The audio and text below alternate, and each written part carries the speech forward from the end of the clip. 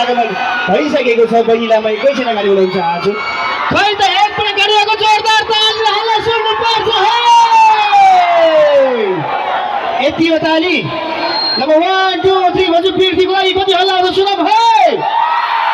1 2 3 कमान गर्नु। Thank you.